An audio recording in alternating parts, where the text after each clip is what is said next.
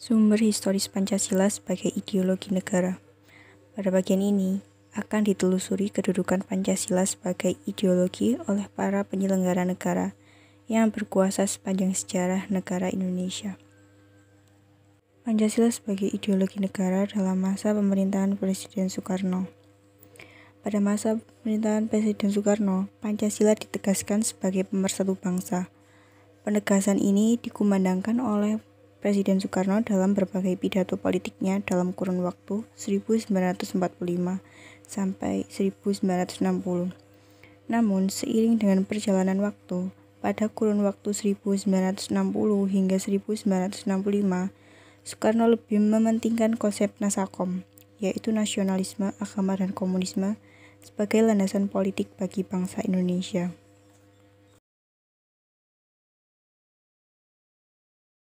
Perkataan Pancasila dipakai untuk sebetulnya mendemonstrir anti kepada KOM. Padahal tidak, Pancasila itu sebetulnya tidak anti KOM. KOM dalam arti ideologi sosial untuk mendatangkan di sini suatu masyarakat sosialistis. Kalau dikatakan ya aku Pancasila, tetapi dalam artinya anti komnya ini, Pancasila juga dipakai untuk mengatakan aku Pancasila tetapi aku anti NAS, aku Pancasila tetapi aku anti A. Jawab tidak. Pancasila adalah pemersatu, adalah satu ideologi yang menyakup segala. Dan aku sendiri berkata, aku ini apa? Aku Pancasilais. Aku apa? Aku perasan daripada Nasakom. Karya apa? Karya di bidang pekerjaan saudara masing-masing.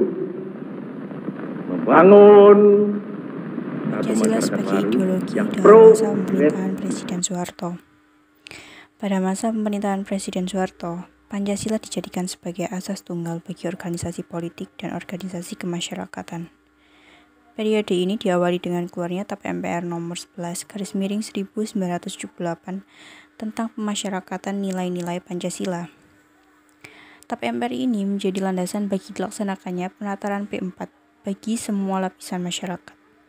Akibat dari cara-cara rezim Orde Baru dalam memasyarakatkan Pancasila, memberi kesan bahwa tafsir ideologi Pancasila adalah produk dari rezim Orde Baru atau monotafsir ideologi yang berkuasa pada waktu itu. Pancasila sebagai ideologi dalam masa pemerintahan Presiden B.J. Habibie. Presiden B.J. Habibie menggantikan Presiden Soeharto yang mundur pada 21 Mei 1998 atas desakan berbagai pihak. B.J. Habibie menghapus penataran P4. Pada masa itu, resonansi Pancasila kurang bergema karena pemerintahan Habibie lebih disibukkan masalah politis, baik dalam negeri maupun dari luar negeri. Di samping itu, lembaga yang bertanggung jawab terhadap sosialisasi nilai-nilai Pancasila dibubarkan. Berdasarkan Kepres nomor 27 tahun 1999 tentang pencabutan Kepres nomor 10 tahun 1979 tentang Badan Pembinaan Pendidikan Pelaksanaan Pedoman Penghayatan dan Pengamalan Pancasila atau B7. Sebenarnya, dalam Kepres tersebut dinyatakan akan dibentuk lembaga serupa, tetapi lembaga khusus yang mengkaji, mengembangkan, dan mengawal Pancasila hingga saat itu belum ada. Pancasila sebagai ideologi pada masa pemerintahan Presiden Abdurrahman Wahid.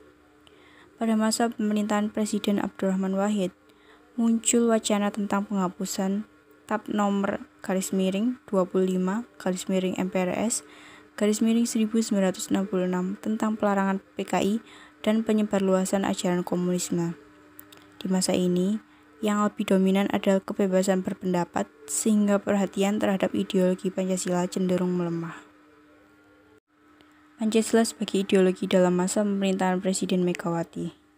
Pada masa ini, Pancasila sebagai ideologi negara semakin kehilangan formalitasnya dengan disahkannya Undang-Undang Sisdiknas nomor 20 tahun 2003 yang tidak mencantumkan pendidikan Pancasila sebagai mata pelajaran wajib dari tingkat sekolah dasar hingga perguruan tinggi. Pancasila sebagai ideologi dalam pemerintahan Presiden Susilo Bambang Yudhoyono. Pada masa pemerintahan SBY yang berlangsung dalam 2 periode dapat dikatakan juga tidak terlalu memperhatikan pentingnya Pancasila sebagai ideologi negara. Hal ini dapat dilihat dari belum adanya upaya untuk membentuk suatu lembaga yang berwenang untuk menjaga dan mengawal Pancasila sebagai dasar negara dan ideologi negara, sebagaimana diamanatkan oleh Kepres nomor 27 tahun 1999. Suasana politik lebih banyak ditandai dengan pertarungan politik untuk memperebutkan kekuasaan atau meraih suara sebanyak-banyaknya dalam pemilu. Mendekati akhir masa jabatannya, Presiden SBY menandatangani Undang-Undang Republik Indonesia Nomor 12 Tahun 2012 tentang pendidikan tinggi yang mencantumkan mata kuliah Pancasila sebagai mata kuliah wajib pada pasal 35 ayat 3.